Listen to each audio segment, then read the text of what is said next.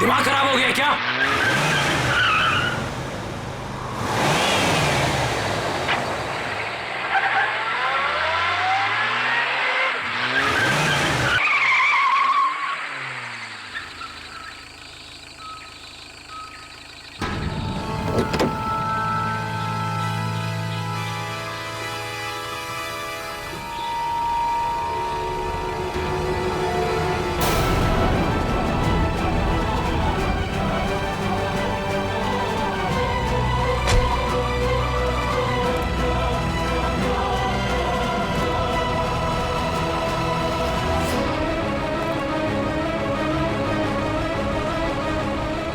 अबे हंस क्या रहा है बे? तेरी तबीयत तो ठीक है कि नहीं? अबे गाड़ी नहीं चलानी आती क्या तुझे? अबे चलना चल के दो थप्पड़ लगाते से कान के नीचे तुझे दिमाग में नहीं हो जाएगा। अरे कहाँ गया? अभी तो यही था। अरे अरे गाड़ी में भी नहीं गया तो फिर कहाँ गया? आदित्य यहाँ से चलो, मुझे डर लग रहा है। मुझे भी गड़बड़ लग रही है, चलो यार। अरे ऐसे कैसे? अभी तो यही था। चलो यार, चलो यहाँ से चलो। Let's go.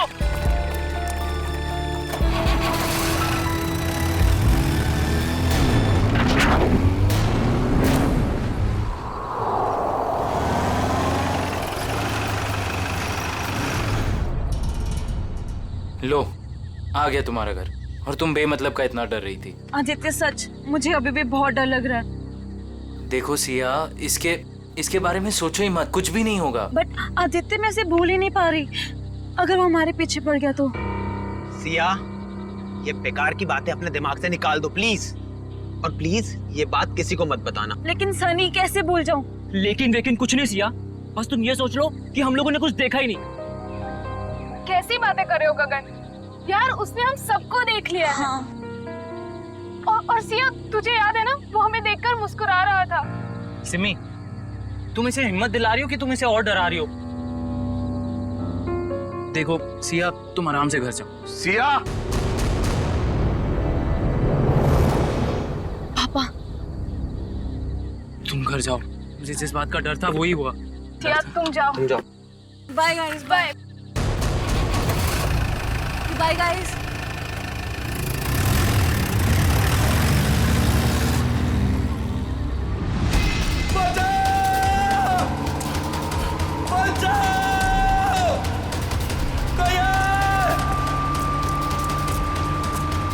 मुझे घर छोड़ के ना तुम लोग सीधे सीधे अपने घर जाना, समझे? सुन रहे हो ना तुम लोग? अरे हाँ, सुन तो लिया यार। 5 बार तुम यही कह चुकी हो।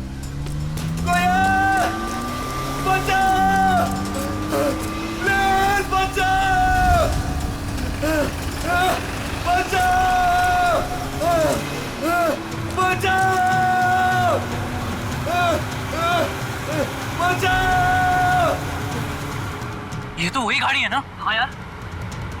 अरे यार, ये कर क्या रहा है? ये इसको मार देगा यार।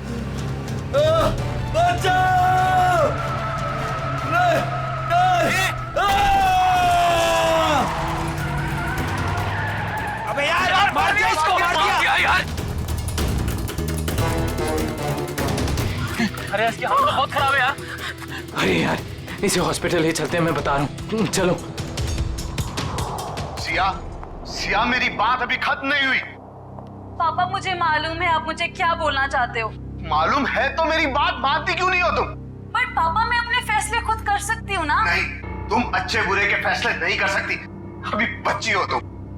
अच्छा, तो आप बताइए मुझे, आपके हिसाब से मैं कब बड़ी होंगी? मुझे नहीं लगता कि तुम्हें कभी समझ आएगी। पापा, मैं उससे प्यार करती हूँ, मैं उससे शादी करना चाहती हूँ। मेरे रहते तो बेटा तुम ऐसा कभी नहीं कर सकती हो। तुम्हारी शादी मैं सिर्फ और सिर्फ राहुल से करवा के रहूंगा। नो पापा, मैं राहुल से शादी नहीं करूंगी। मैं इस जन्म में क्या 7 जन्मों तक उससे शादी नहीं करूंगी। देखा बेटा अपने आप को, उस सड़क छाप लड़के के लिए तुम मुझसे जबान लड़ा रही हो। पापा, आप मुझे मजबूर कर रहे हो बोलने के लिए। मैं तुम्हारा बाप हूँ, तुम मेरी बेटी हो और मेरा फर्ज है कि मैं तुम्हारे अच्छे बुरे का ख्याल रखूं। जब बच्चा आग को चमकती हुई चीज समझकर उसे पकड़ने जाता है ना, तो माँ बाप उसे रोकते हैं। बच्चा चाहे फिर कितना भी रोए, माँ बाप बच्चे को आग के पास जाने नहीं देते। साहब, राहुल बाबा की मम्मी जी आई हैं। इस वक्त? मैंने बुलाया है कविता जी को। 2 दिन के अंदर अंदर तुम्हारी और राहुल की सगाई तय कर रहा हूं मैं। पापा आप ऐसा नहीं कर सकते। एक बार मैंने जो फैसला कर लिया उसे कोई नहीं बदल सकता। मैं भी आपकी बेटी हूँ, मैं भी अपना फैसला नहीं बदलती कभी। इसीलिए जब तक तुम अपना फैसला नहीं बदलती इस कमरे से बाहर नहीं जा सकती हो तुम। नहीं पापा, पापा ऐसा मत करो पापा प्लीज, पापा प्लीज, पापा प्लीज। पापा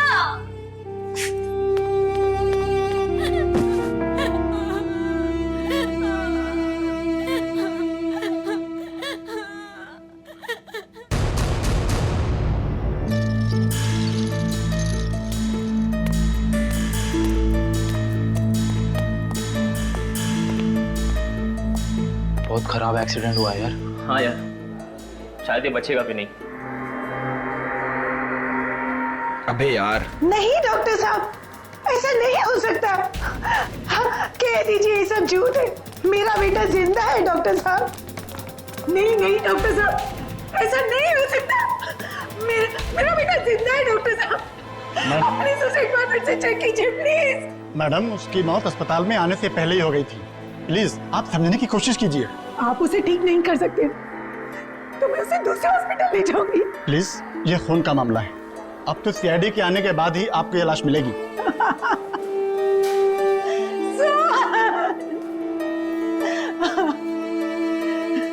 मैं उस खूनी को नहीं छोड़ूंगी।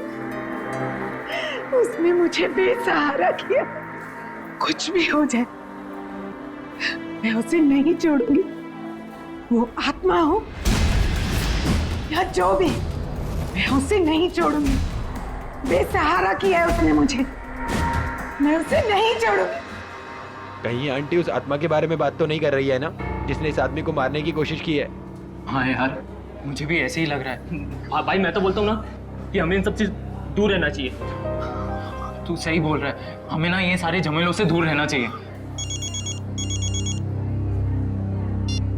हाँ सिया, क्या क्या बात कर रही हो?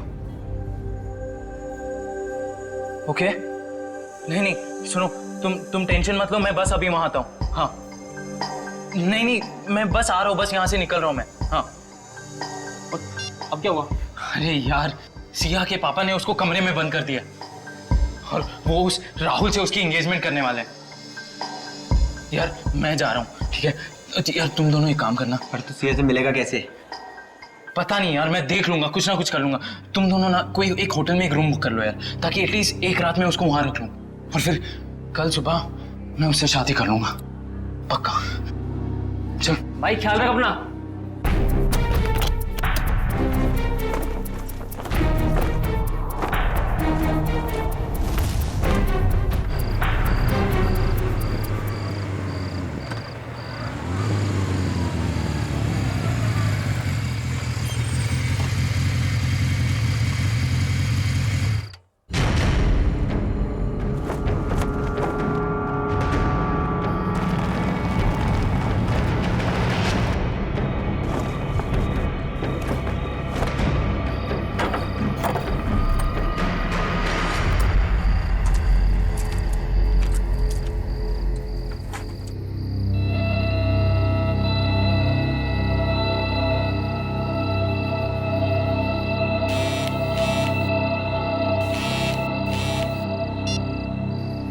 हेलो आदित्य।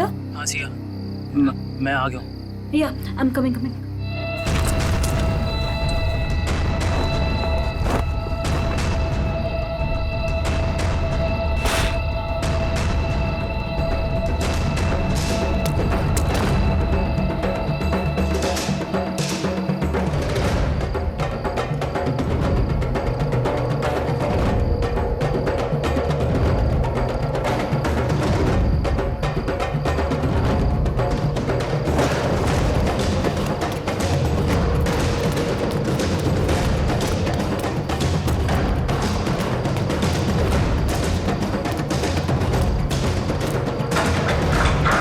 आदित्य भागो, जल्दी निकलो यहाँ से, जल्दी।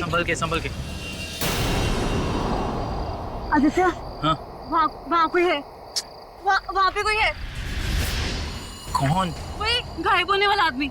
सिया वहाँ कोई नहीं है। बट आदित्य मैंने देखा उसको घर के अंदर। सिया वहाँ कोई नहीं है। देखो आवाज मत करो, ये बस तुम्हारा दिमाग का वहम है, ठीक है? अभी हमारे पास टाइम नहीं है, इससे पहले कोई हमें पकड़े। निकलो यहाँ से, चलो। चलो।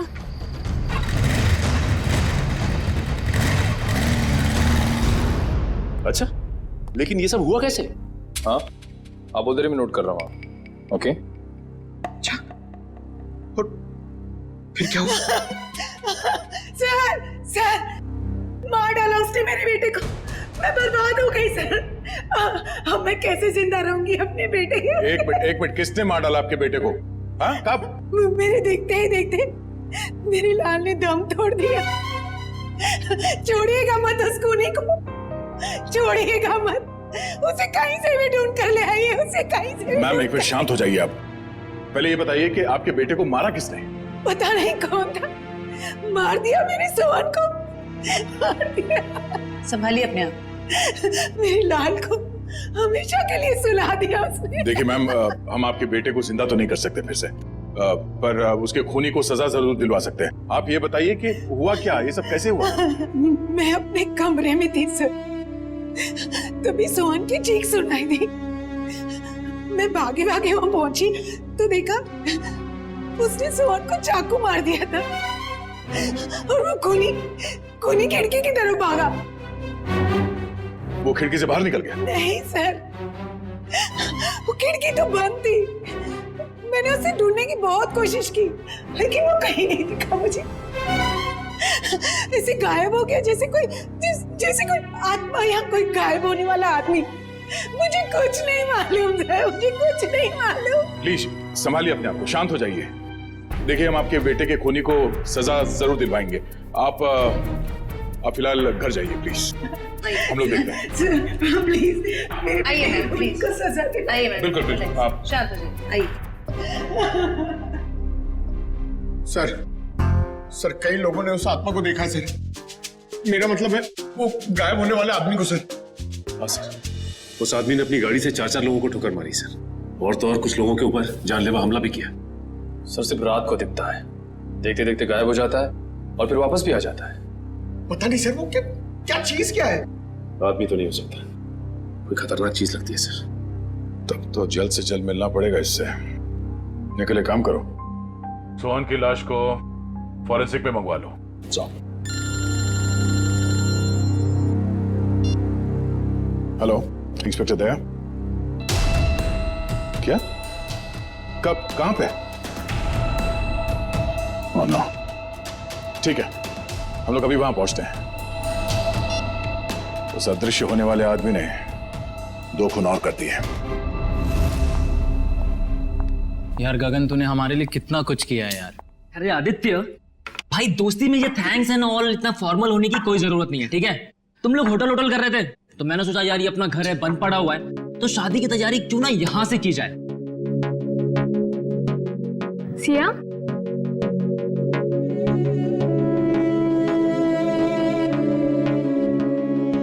क्या हुआ सिया? तुम इतनी अपसेट क्यों हो? आदित्य, मुझे पापा की बहुत चिंता हो रही है। देखो सिया, इस वक्त और कुछ मत सोचो, सिर्फ अपनी शादी के बारे में सोचो। हाँ आदित्य, मगर पापा की मर्जी के खिलाफ ये सब ठीक होगा? सिया, एक बार शादी हो जाएगी ना तो रवि अंकल भी ये बात मान जाएंगे, ट्रस्ट मी। और वैसे भी शादी के बाद हम जाएंगे ना उनके पास आशीर्वाद लेने। मैं भी तो देखूं वो कब तक नाराज रहेंगे हमसे। हाँ, और शुभ काम में ना देरी नहीं करते। मुझे ना सिया को जल्दी से भाभी कहना है। भाभी? नो वे। हाँ, शादी के बाद तो तुम हमारी भाभी ही बन जाओगी ना।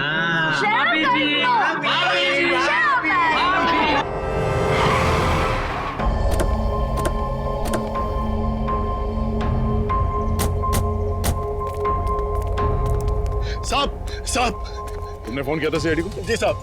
खून कहाँ हुआ? अंदर साहब। संभल के अंदर जाइए। क्यों? सर आत्मा है अंदर। आत्मा कुछ नहीं होता, सब बकवास है, चलो। नहीं साहब, मैं अंदर नहीं जाऊंगा।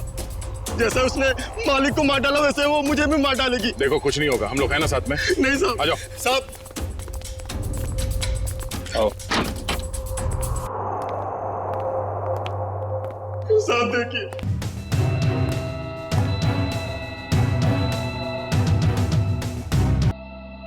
इनके शरीर पे चाकू के घाव के अलावा ना कोई चोट है ना ही कोई हाथापाई के निशान। सर इनके शरीर पे भी कोई खरोच का निशान नहीं।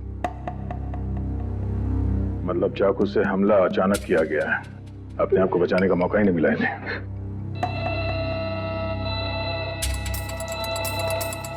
तुम्हें कब पता चला कि इन दोनों का खून हुआ है? साहब वो कविता मैडम साहब के लिए मैं किचन में चाय बना रहा था साहब। हाँ फिर? तभी जो है दोनों के चीखने की आवाज आई तो मैं भाग के बाहर आया तो मैंने देखा दोनों को चाकू मारा हुआ है। हाँ आगे? और सर वो कौन वो? खूनी? नहीं साहब, आत्मा वो गायब हो गया एकदम से मेरी आंखों के सामने साहब। गायब हो गया? हाँ साहब वो फिर आ सकता है साहब। डरो, इस बार आएगा तो हम उसे पकड़ लेंगे। उसका चेहरा देखा तुमने? नहीं साहब, उसने टोपी वाली जैकेट पहन रखी थी, उससे अपना चेहरा उसने ढक रखा था। साहब मेरा विश्वास कीजिए, मैं झूठ नहीं बोल रहा हूँ साहब, वो आत्मा ही थी। घर के सारे दरवाजे बंद थे फिर भी वो अंदर कैसे आ गए साहब। घर में और कौन कौन रहता है? साहब रवि साहब और सिया मेम साहब। सिया मेम साहब? रवि साहब की बेटी। कहाँ है वो? साहब वो रवि साहब और सिया मेम साहब का झगड़ा हुआ था तो साहब ने उन्हें जो है कमरे में बंद कर दिया था। चलो दिखाओ कहाँ है वो कमरा। साहब ऊपर है। चलो बॉडी को फोरेंसिक लैब भिजवा देंगे। चलो चलो, कुछ नहीं होगा।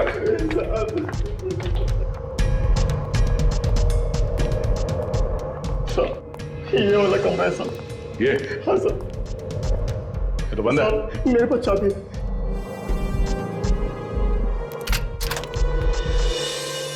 हाँ सर। कहाँ है सी? ये तो यही साहब। हाँ? सिया? सर ये देखिए। लगता है यहाँ से कोई नीचे गया है। सर शायद खूनी सिया के कमरे में आया हो। हाँ आया भी हो तो सिया कहाँ चली गई?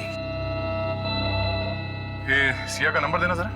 सर 1144। अरे यार आदित्य, भाई सिर्फ देखता ही रहेगा कि क्या पहनना है या पसंद भी करेगा भाई? अरे मेरे भाई, शादी तो जिंदगी में एक ही बार होती है ना, तो यार थोड़ा तो टाइम लगेगा ना। हाँ भाई, ले ले ले ले, टाइम ले ले, और कहीं तेरे टाइम के चक्कर में ऐसा ना हो कि सिया अपना फैसला ही बदल दे।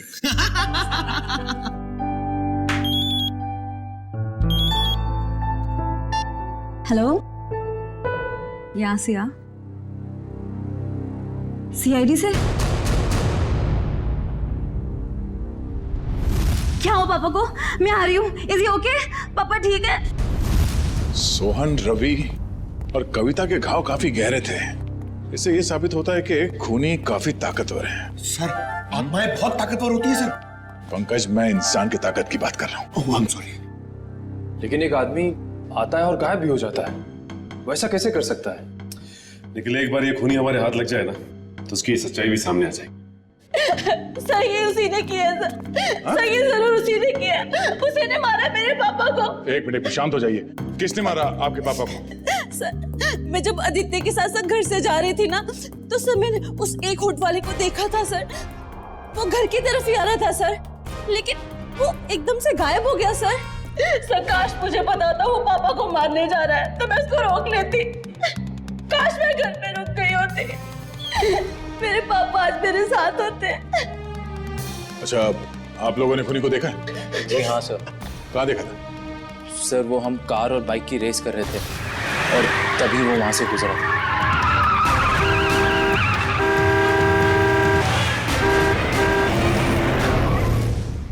चेहरा देखा था किसी ने? नहीं मैडम, उसका चेहरा हुड वाली जैकेट से ढका हुआ था और उसकी ठुड्डी और होठ दिख रहे थे। पर सर, जब उस आदमी ने अपनी गाड़ी से हितेश को टक्कर मारी थी तब हम लोग वहीं थे और हमने उस गाड़ी का नंबर नोट किया था। हितेश कैसा है? अब ठीक है सर, और उसे काफी चोट लगी थी। गाड़ी का नंबर क्या है? MH01R5393। निखिल, फोन करके पता करो कि ये गाड़ी किसके नाम पे रजिस्टर्ड है। अच्छा, आप लोगों को गाड़ी के बारे में और कुछ याद आ रहा है? किस रंग की गाड़ी थी, कैसी थी दिखने में? गाड़ी काफी पुराने मॉडल की थी, लाल रंग की थी, मगर बहुत तेज चलती थी सर। सर वो गाड़ी किसी रोहन के नाम पर रजिस्टर्ड है, मलाड में रहता है। रोहन? ऑफिसर, ये जमीन क्यों हिल रही है? जमीन नहीं हिल रही है, तुम हिल रहे हो। पब में बैठे बैठे दारू गटकाए जा रहे थे, बोला जमीन हिल रही है। यानी मैं अभी भी पब में हूँ। मुझे तो ऐसा लगा कि आप लोग ने मुझे वहाँ से निकालकर मेरे फार्म हाउस पे ले आया। गनीमत है, इतना होश तो है इसे। वो कहाँ है तुम्हारी वो लाल कार 5393? अरे है ना वो वहाँ खड़ी। चलिए चल। एक बात बताइए, मैंने तो खुद उसे 2 सालों से नहीं देखा, आपने कहाँ देख लिया? रोज रात को वो कार सड़कें नाप रही है, समझे तुम? ये देखिए सर, मेरी पुरानी दुल्हनिया, मेरी लाल परी, 2 सालों से मकड़ी के जाल में लिपटी हुई मेरी लाल परी। सर, बहुत साल पहले मेरी मॉम ने मुझे ये लाल परी गिफ्ट में दिया था। तुम जरा उधर खड़े हो जाओ। Thank you sir.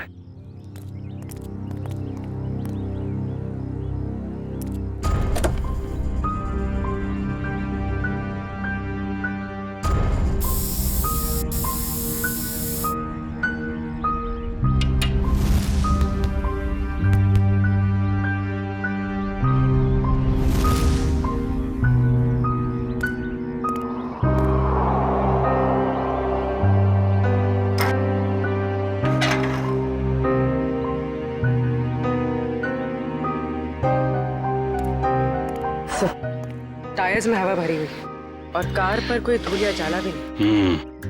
पेट्रोल भी भर के रखा है और बोलता है 2 साल से कार खड़ी है।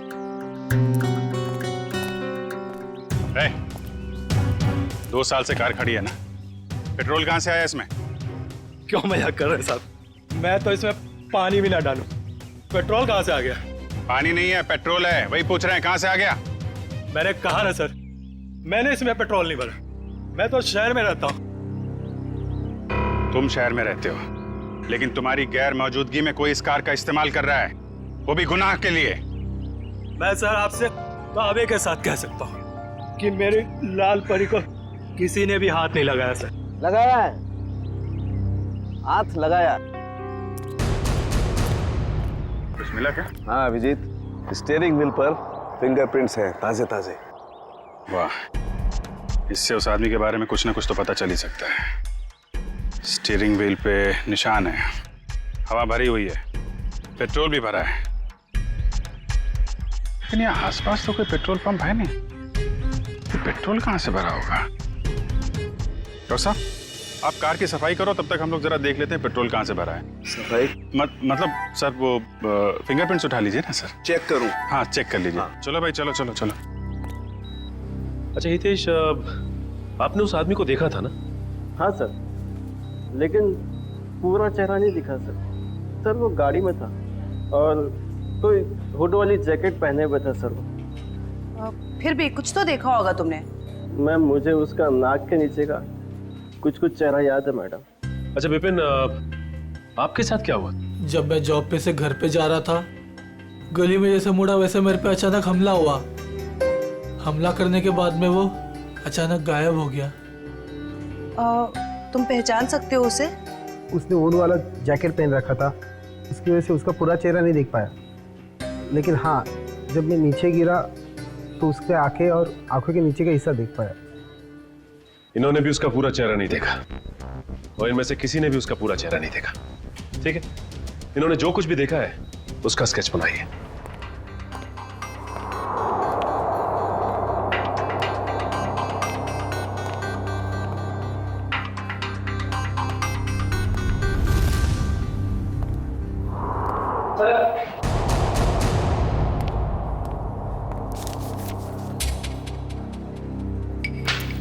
एक काम करते हैं जयवंती, 3 डायमेंशनल टेक्निक से इसकी रंगीन तस्वीर बनाते हैं, आसानी से इसकी पहचान हो जाएगी।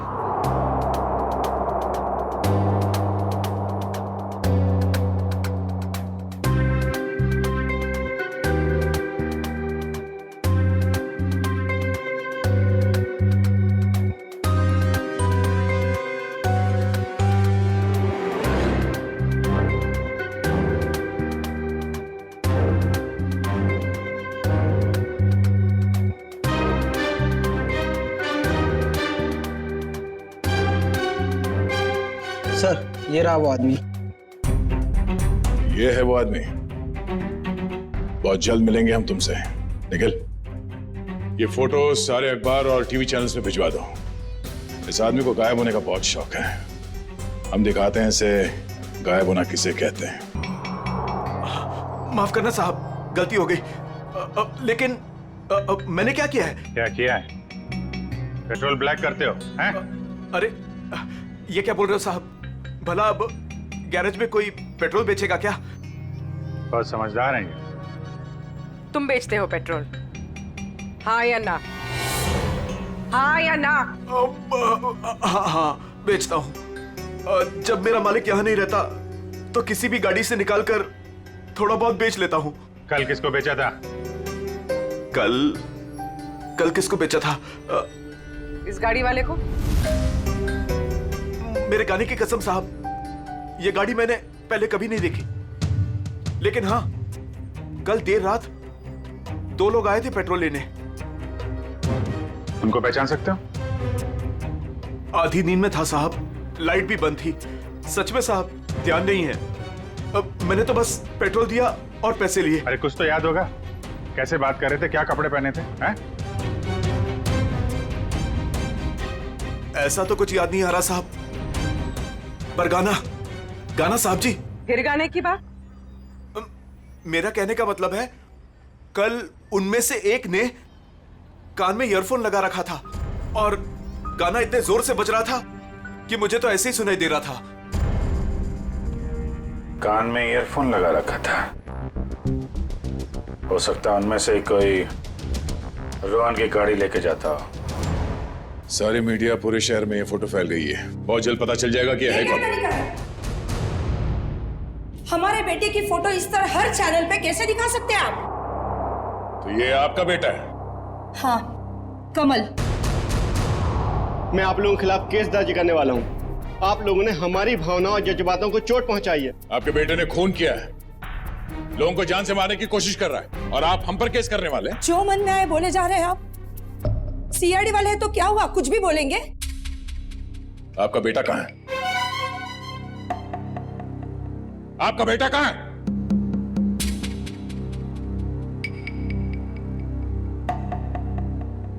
हमारा बेटा इस दुनिया में नहीं है। क्या?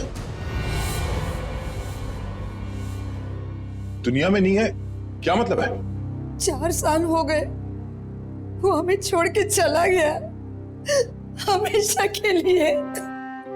इंजीनियरिंग के फाइनल ईयर एग्जाम में फेल हो गया। इस गम को बर्दाश्त न कर सका और उसने आत्महत्या कर ली। हमारे सारे सपने टूट गए। एक ही तो बेटा था हमारा, और वो भी।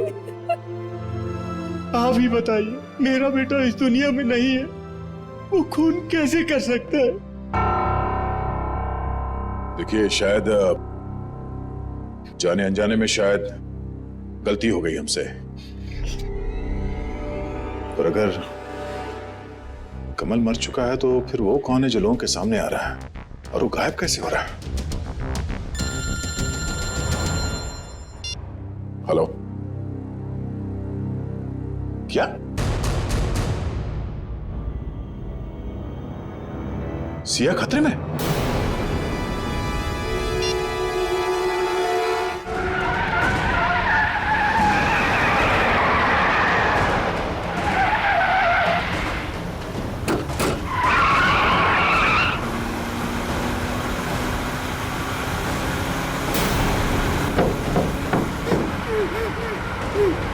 Yeah.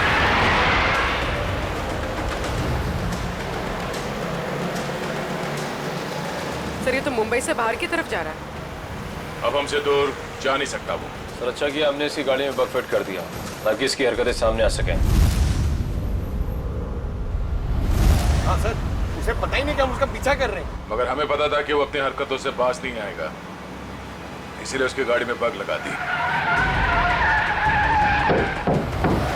सर सालों के सेल तो रोहन के फार्म हाउस पे ही बता दिया था कि उस गाड़ी में कुछ गड़बड़ है। अभी क्या दिखा रहे लोकेशन उसका?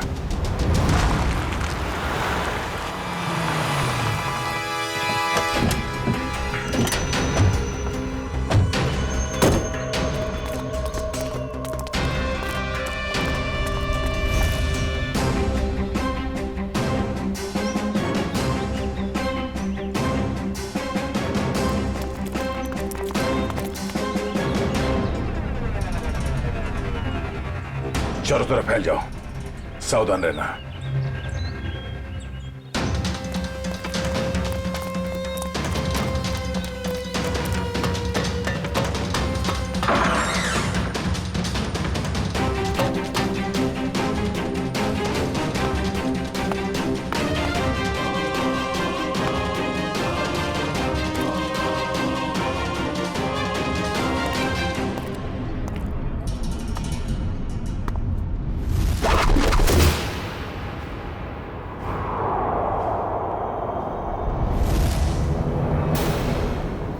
अपने आप को हमारे हवाले कर दो, तुम्हारा खेल खत्म हो चुका है।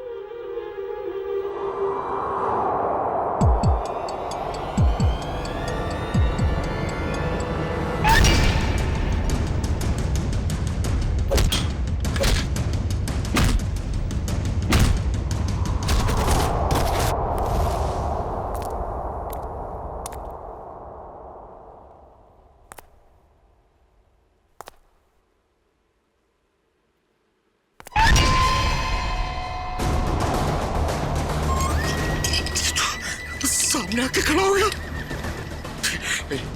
देख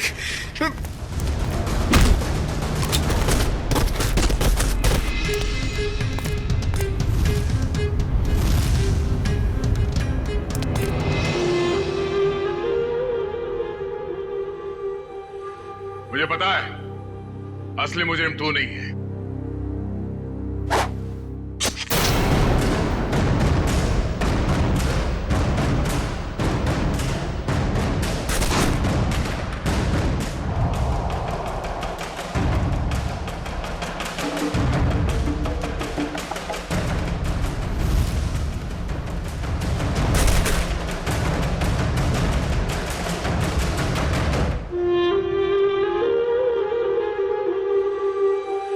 आदित्य तुम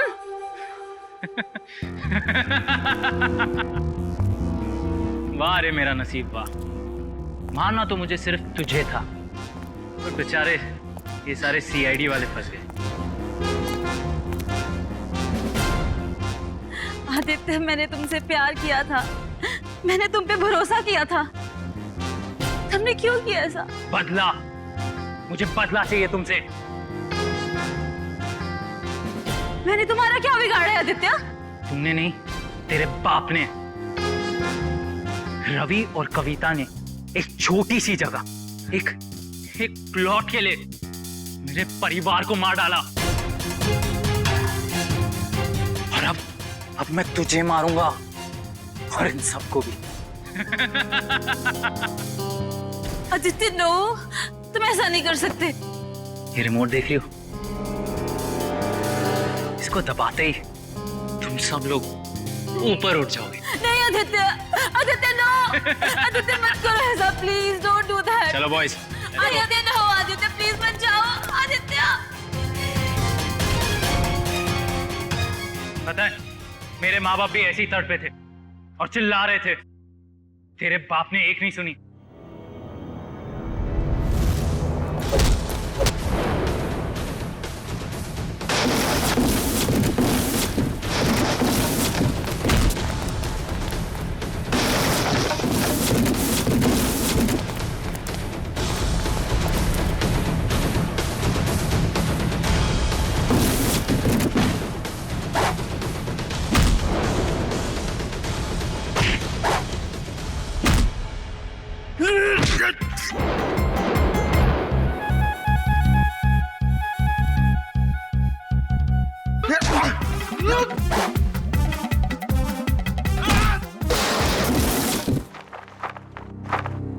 ठीक हो तुम? हाँ। चलो।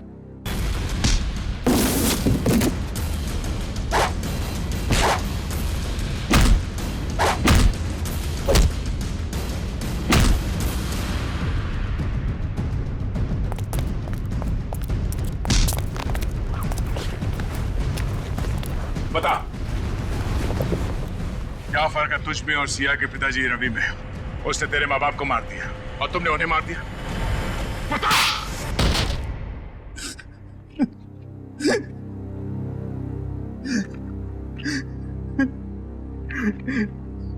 मैं और क्या करता सर? बदले की आग ने मुझे अंधा कर दिया था। मगर सर आप तो बेहोश थे, आपको होश कैसे आया? तुमने मुझे बेहोशी का इंजेक्शन तो मारा, पर वो दवाई मेरे शरीर के अंदर नहीं गई। और इससे पहले कि तुम मुझ तक पहुंचते, मैंने सिरिंज से वो दवाई निकाली और फिर वो सिरिंज अपने शरीर पे लगा दी। तुमने सोचा कि मैं बेहोश हूं, मगर मैं होश में था। और तुम्हारे बारे में तो हमें पहले ही पता चल चुका था। हाँ, आपको कैसे पता चला? हमने तुम्हारी पूरी कुंडली निकाल ली थी। कमल मर चुका है और लोगों ने जिस आदमी को देखा है वो दिखने में, उसकी चाल डाल और कपड़े पहनने का स्टाइल आपके बेटे कमल जैसे कैसे हो सकता है? सर वो नहीं पता। हाँ, लेकिन हुड वाले जैकेट पहनना मेरे कमल को बहुत पसंद था सर। वो अक्सर जैकेट पहने ही रहता था। सर कमल के कॉलेज के टाइम्स के सर वीडियोस और फोटोग्राफ्स हैं सर हमारे पास। हम वो देख सकते हैं? जी सर।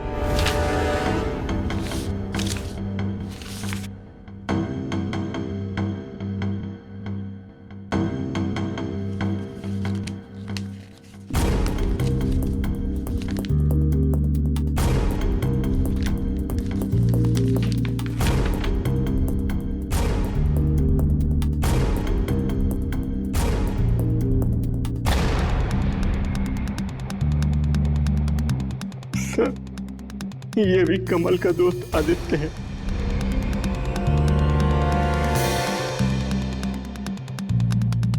ये बात है सर। अभिजीत सर बता रहे थे कि जो लड़का गैरेज में पेट्रोल लेने आया था उसने अपने कान में हेडफोन लगा रखा था।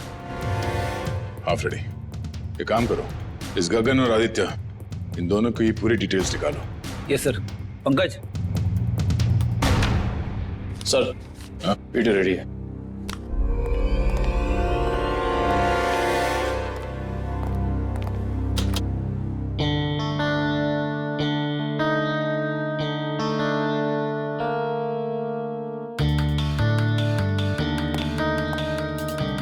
अगला वीडियो दिखा।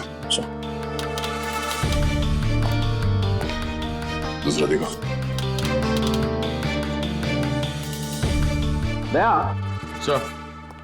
दया, जब मैंने पहली बार रोहन की गाड़ी को उसके फार्म हाउस पे चेक किया तो मुझे उसमें कुछ गड़बड़ दिखाई दी। मैंने फिर से जब उसे चेक किया तो मेरी समझ में आया कि दरअसल उसमें गड़बड़ थी क्या।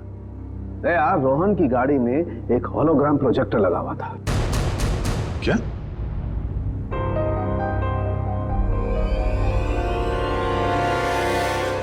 सर, उन विक्टिम्स ने बिल्कुल यही सारे हवा बताए थे उस गायब होने वाले आदमी के बारे में जो इन वीडियोस में है।